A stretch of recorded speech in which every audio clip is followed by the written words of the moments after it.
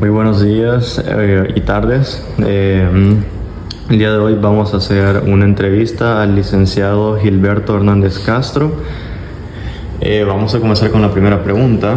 ¿Qué es el neoconductismo y cómo se diferencia del conductismo tradicional? Ok, muy buenos días para todos o a la hora que estén viendo la reproducción de este video. En cuanto a la pregunta, déjenme decirles que la principal, bueno, les voy a explicar que voy a resumir mis respuestas porque si nos extendemos mucho, pues no terminamos de darlas. En cuanto a la primera pregunta, la principal diferencia entre el conductismo de Watson y el neoconductismo es que este último utiliza conceptos mentalistas para explicar la conducta, mientras que el primero se opone constantemente al uso de términos mentalistas. En consecuencia, el neoconductismo no se opone a los experimentos de laboratorio y no se centra en identificar los sustratos neuronales del aprendizaje.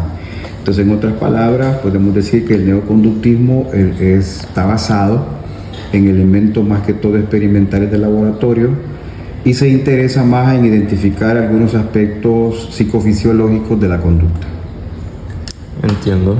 La siguiente pregunta sería, ¿cuáles fueron las principales contribuciones de los autores como Edward Tolman o Clark Hall al neoconductismo? Al neoconductismo. Fíjense que en el caso de Clark Hall, él consideraba que la psicología es una ciencia natural, o sea, en todos los aspectos de la regla, así como la física, igual que la química, igual que la biología. En ese caso, sus leyes se consideraban formuladas a través de, digamos, ecuaciones numéricas, ¿verdad? Porque la psicología experimental, que es un poquito de la base del neoconductismo, está basada en ecuaciones numéricas. Y también expresaban algún tipo de leyes secundarias para poder explicar los comportamientos que se suscitaban en los experimentos, tanto como comportamientos complejos e incluso los comportamientos comunes de los individuos. Fue como un poquito el aporte de Clark Hall.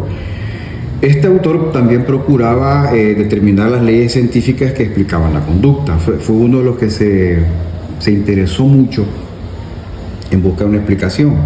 Y en particular dos aspectos complejos y centrales del comportamiento humano, que fue el aprendizaje y la motivación. Son dos elementos que Clark Hall introdujo, a pesar de que habían cierto ya investigaciones, pero él introdujo dos aspectos muy importantes, ¿verdad? Otros teóricos, por ejemplo, como Neal Miller, John Dollard, ellos trabajaron en la misma dirección de Hall. Se pusieron de acuerdo para encontrar reglas básicas que permitieran predecir la conducta.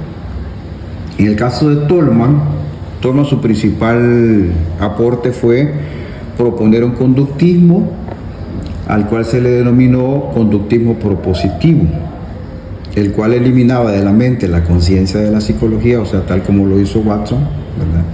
Pero conservaba siempre el propósito de la cognición como elementos objetivos y observables de la conducta misma. Entonces, Clark Hall hablaba de aprendizaje y motivación. En cambio, Tolman hablaba de la cognición. Ok, entiendo. Muchas gracias. La siguiente pregunta sería, ¿cómo influye el concepto de variables intervinientes en la teoría neoconductista? Bueno, fíjese que es muy interesante la pregunta porque, bueno, las variables intervinientes siempre las vamos a encontrar en todo proceso investigativo, sobre todo cuando son investigaciones experimentales. Entonces, en concreto, los neoconductistas lo que hacen para poder llevar a cabo sus teorías, sus hipótesis y sus variables, es estudiar los procesos mentales que tiene una persona en una tarea determinada, que es la característica de las investigaciones experimentales. Así también como la forma que tiene de proceder y de guardar en la memoria, que son los procesos psicofundamentales, de guardar en la memoria lo que se aprende y utilizar de esta manera los conocimientos, o sea, reproducirlos y en un proceso de evocación utilizar la información que necesita. En concreto, podemos decir que para entender cómo influye el concepto de variable interviniente en esta teoría, yo diría que lo principal, lo fundamental es la divergencia, o sea, la diferencia que encuentro entre ambos corrientes, ¿no? La conductista y la neoconductista, que tiene en cuenta tomar en cuenta, cómo el medio ambiente y el entorno influyen en la persona dentro de su aprendizaje. Entonces estamos hablando de ahí de una variable interviniente como lo es el enfoque del conocimiento y también el entorno, el ambiente, cómo influye en las personas. En el conductismo este factor no se tiene en cuenta, ¿verdad? En el neoconductismo sí. En su caso se basa simplemente en lo que es conocido como, lo que conoce el conductismo, estímulo y respuesta, ¿verdad? En ese sentido, entonces, el objeto de estudio del neoconductismo es la conducta observable. ¿Ok? Bueno, la siguiente pregunta sería ¿de qué manera el neoconductismo aborda la relación entre el comportamiento observable y los procesos mentales? Procesos mentales, una buena relación de variables, o sea, el comportamiento observable y los procesos mentales. Bueno, lo explico de esta manera, quiero ver. Los neoconductistas desarrollaron la idea de que entre el estímulo y la respuesta existe una serie de aspectos cognitivos, elementos que ya están como aprendidos, ¿verdad? O sea, la base del neoconductismo está en la situación de que aprendemos lo nuevo sobre la base de lo que ya conocemos, ¿verdad? A ese proceso le llaman ellos mediación o proceso de asociación, ¿verdad?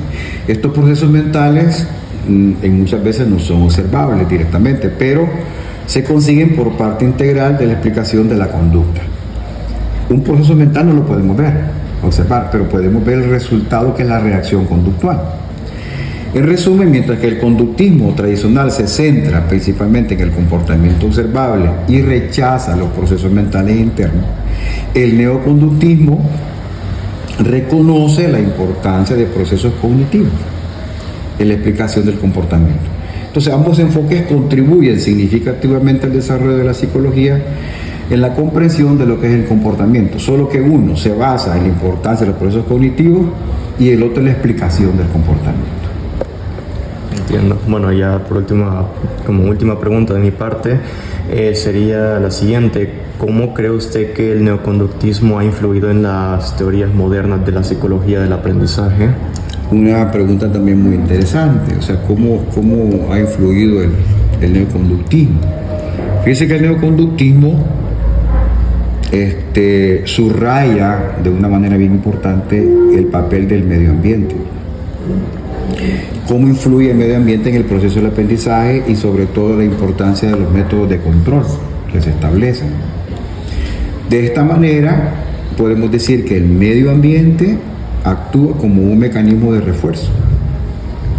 Por ejemplo, si tenemos una familia que estimula adecuadamente en los primeros años de vida a su hijo, lógicamente vamos a tener un niño o una niña con un aprendizaje eficiente, porque ha habido, estimulan el lenguaje, estimulan la psicomotricidad, estimulan la parte afectiva y la parte cognitiva. Entonces eso va a propiciar lo que estamos mencionando, ¿verdad? Cómo el medio ambiente ejerce una influencia positiva en el aprendizaje de la persona, en el caso del individuo. Por otro lado, el neoconductismo, desde su aparecimiento en los años 30, creo que fue, ha evolucionado y ha denominado o ha establecido el panorama de una psicología muy progresista desde los años 60 hacia acá. Esta corriente psicológica se distinguió en su énfasis en la observación de la conducta, descartando métodos introspectivos y centrándose en la atención y la predicción del comportamiento a través de la autocomprensión y del automanejo de sus conocimientos. Bueno, muchísimas gracias. Pues ahora va a pasar la compañera. Bueno, prosiguiendo con las preguntas, licenciado Gilberto, ¿cuáles son las aplicaciones prácticas del neoconductismo en áreas como la terapia conductual o la educación? Okay. Bueno, en primer lugar, el neoconductismo en educación ha utilizado numerosas técnicas, ¿verdad? Que son esenciales básicamente para dos cosas: para reforzar el aprendizaje y para moldearlo. Las técnicas van encaminadas a eso. Por ejemplo, un profesor puede usar refuerzos positivos como elogios, recompensas, ¿verdad? Incentivar la participación de sus estudiantes o el buen comportamiento, que puede utilizar recompensas tangibles o intangibles, ¿verdad? Cuando decimos intangibles, pues, por ejemplo, puede ser una felicitación verbal, ¿verdad? Un apretón de manos. Y tangibles puede ser decirle, ¿verdad? Lo que todo estudiante busca, ¿cuántos puntos nos va a dar, ¿verdad? Por la participación o por la asistencia. Son elementos tangibles que pueden ser considerados como ese sentido. Entonces, en este enfoque, la educación ha llevado a la creación de sistemas de gestión de comportamientos, programas que vengan a reforzar la intervención del estudiante en el proceso de aprendizaje y que vengan a promover este aprendizaje dentro de las aulas o fuera de ellas, que son técnicas que se utilizan en el neoconductismo. En definitiva, el neoconductismo y la educación están intrínsecamente ligados. No podemos separarlos, ya que las técnicas de modificación de la conducta, que son parte de las técnicas cognitivas conductuales, proporcionan a los educadores, a los docentes y a los mismos estudiantes herramientas que les vengan a servir para, por ejemplo, para guiar, reforzar, para adaptar, para adquirir y para incrementar de alguna manera el conocimiento que les permita tener resultados exitosos. Entonces, ¿Cómo evalúa el éxito de una intervención basada en principios de neoconductismo? Para su éxito principal hay que establecer la causa de los principios de Newton. Yo lo veo así. O sea, las leyes, los teoremas y los axiomas que permiten predecir y controlar la conducta. Sí, se da lo que nosotros esperamos en una investigación, en un experimento, entonces, y comprobamos realmente que lo que estábamos sospechando en una hipótesis se da como relación de variables, entonces yo diría que hay un éxito en la intervención de los principios del neoconductismo. En su opinión, licenciado, ¿cuáles son los aspectos del neoconductismo que siguen siendo relevantes en la psicología contemporánea? Como la psicología es una ciencia, y recordemos que toda ciencia es dialéctica, es cambiante, está en un estado constante de modificación. Entonces yo diría que este tema lo abordaríamos, lo podemos seguir abordando en las siguientes décadas. El aprendizaje era el proceso por el cual los animales y los humanos se adaptaban al entorno. A todos nos pasa lo mismo. Por el cual eran educados y podían ser moldeados por motivos terapéuticos de control social. Siempre hay que recordarnos que la psicología experimental influye, ¿ya?, en todos los aspectos del aprendizaje. Por ejemplo, Watson había afirmado que la recuperación científica de la psicología estaba dado más que todos los métodos objetivos que se utilizaban en los estudios con animales. Hay que recordar que todos los conocimientos que hoy tenemos primeramente se han hecho con animalitos, ¿verdad? Lo que conocen como conejillos de India. No podemos trabajar hacer experimentos cruciales de alto costo y de alto riesgo con seres humanos. Por lo tanto, en los siguientes años el aprendizaje y todos los procesos cognitivos que vamos a seguir conociendo en adelante, ¿verdad?, van a estar considerados en el hecho de cómo se va modificando, número uno, los procesos de aplicación de las variables, y número dos, cuáles son los resultados que vamos a obtener en el aprendizaje. Entonces, de alguna manera, sigue siendo relevante lo que es el aprendizaje, lo que es la motivación y lo que es el medio ambiente. Esos temas son incambiables. ¿Podría hablarnos sobre cómo el neoconductismo incorpora la motivación y los incentivos en la explicación del comportamiento? Correcto. Bueno, el enfoque conductual enfatiza que las personas siempre ¿qué? A accionarnos bajo una motivación, que puede ser intrínseca o puede ser extrínseca. ¿Qué es una motivación? Una motivación es lo que nos mueve a obtener un beneficio, ya sea por recompensas tangibles o intangibles, como lo decíamos anteriormente. Los humanistas, ellos hacen una aseveración sobre las cualidades del ser humano, o sea, sus capacidades para desarrollarse, sus capacidades para tomar sus propias decisiones, sus capacidades para decidir sobre hacia dónde quiere llegar, cuáles son sus metas. Entonces, de este enfoque se estudian las teorías motivacionales, que es la pregunta que está ahí. ¿De dónde viene todo esto? Bueno, el neoconductismo tomó un poquito de Maslow, ¿verdad? De las teorías de la motivación, tomó un poquito de las teorías existenciales, de la existencia, tomó un poquito sobre las teorías del crecimiento, creo que es crecimiento y relación, y la teoría de las necesidades de McClelland. Entonces ahí se fortalece la teoría. Este enfoque señala que lo que se piensa o que puede ocurrir va a determinar lo que sucede, ¿verdad? Entonces, ¿por qué? Pues porque si yo digo que en este día todo me va a salir bien, me predispongo y todo lo que yo haga, lo voy a hacer para que me salga bien. Entonces, de alguna manera hay una influencia, ¿verdad?, sobre la motivación en lo que nosotros obtenemos cada día. Entonces, las percepciones de los eventos van a influir sobre mis emociones, ¿verdad?, y sobre mis comportamientos y sobre lo que yo pueda lograr durante el día. Si una persona cree, por ejemplo, que va a fracasar, el estudiante dice, no, yo creo que en este parcial voy a salir mal. ¿Qué creen que va a pasar? Va a salir mal, porque hay una predisposición, ¿verdad?, a que va a salir mal. Entonces va a fracasar y todo lo que pronunció verbalmente probablemente que sí le pueda suceder. Entonces, en esta perspectiva de pensamientos, ¿verdad?, de este enfoque, podemos revisar la teoría de la expectativa de Bloom, ¿verdad?, la teoría de la equidad de Adams, el modelo de la fijación de mentes que refiere Teixeira, creo que es Teixeira el que hace eso. Y sobre el ámbito educativo se analizan especialmente la relación entre la emoción y la motivación y la relación para alcanzar los objetivos. Okay. Ya como última pregunta, licenciado, ¿cree que hay áreas del neoconductismo que podrían desarrollarse más en la investigación actual sobre el comportamiento humano? Claro que sí. Lo que estábamos diciendo, o sea, la ciencia es cambiante, es dinámica, la ciencia es dialéctica, no es estable.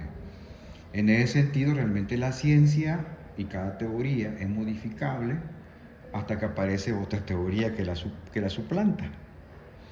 Cada teoría va apareciendo, pero luego van a aparecer otras teorías en base a comprobación de hipótesis y relación de variables. Por lo tanto, podemos decir que todo depende de la investigación, ¿verdad? De una investigación seria, científica, responsable y profesional, ¿verdad? O sea, no ser conformista con lo que hasta hoy conocemos, sino que hay que ir incrementando los conocimientos de tal manera que el conductismo sí puede entrar en un desarrollo constante. Por ejemplo, investigar sobre la relación entre las necesidades y crecimiento. Para mí sería una buena investigación. La teoría de la equidad y su relación con la fijación de alcances y metas. Es otra investigación, ¿verdad? Por ejemplo, en conclusión, podemos decir siempre habrá variables investigables. Siempre habrá variables, que hay que conocer su relación entre ellas, ¿verdad? Cuando revisamos el comportamiento y los aprendizajes humanos, siempre vamos a encontrar variables. Entonces, en cualquier área, ¿verdad?, el neoconductismo puede desarrollarse en la investigación, considerando que la investigación y la ciencia no es estática, ¿verdad?, sino que es cambiante. Bueno, licenciado, como grupo le agradecemos el haber compartido con nosotros acerca de sus conocimientos y así como para nosotros como grupo fue de mucha ayuda, esperamos que para los compañeros que le estén escuchando sea así. Así es que muchas gracias y que pase un feliz día. Bueno, para mí un placer, ¿verdad? Colaborar y contribuir en el desarrollo y formación de ustedes y estamos pues siempre para apoyarles. Muchas gracias.